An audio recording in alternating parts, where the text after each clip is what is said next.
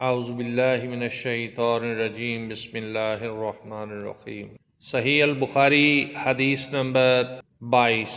آپ صلی اللہ علیہ وآلہ وسلم نے فرمایا، جب جنتی جنت میں اور دوزخی دوزخ میں داخل ہو جائیں گے، اللہ پاک فرمائے گا جس کے دل میں رائی کے دانے کے برابر بھی ایمان ہو اس کو بھی دوزخ سے نکال لو۔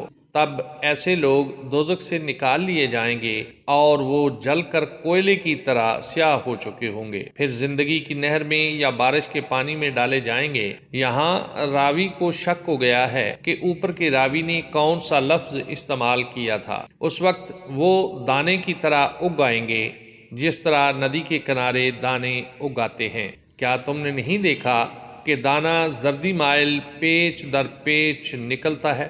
وہیب نے کہا کہ ہم سے عمر نے حیا کی بجائے حیات اور خارج علم من ایمان کی بجائے خارج علم من خیر کا لفظ استعمال کیا ہے۔ حدیث نمبر 23۔ رسول اللہ صلی اللہ علیہ وآلہ وسلم نے فرمایا کہ میں ایک وقت سو رہا تھا، میں نے خواب میں دیکھا کہ لوگ میرے سامنے پیش کیے جا رہے ہیں اور وہ کرتے پہنے ہوئے ہیں، کسی کا کرتا سینے تک ہے اور کسی کا اس سے نیچا ہے۔ پھر میرے سامنے عمر بن خطاب لائے گئے، ان کے بدن پر جو کرتا تھا اسے وہ گھسیٹ رہے تھے، یعنی ان کا کرتا زمین تک نیچا تھا۔ صحابہ رضی اللہ تعالی عنہ نے پوچھا کہ یا رسول اللہ صلی اللہ علیہ وسلم اس کی کیا تعبیر ہے؟ آپ نے فرمایا کہ اس سے دین مراد ہے۔ حدیث نمبر 24۔ ایک دفعہ رسول اللہ صلی اللہ علیہ وآلہ وسلم ایک انصاری شخص کے پاس سے گزرے، اس حال میں کہ وہ اپنے ایک بھائی سے کہہ رہے تھے کہ تم اتنی شرم کیوں کرتے ہو؟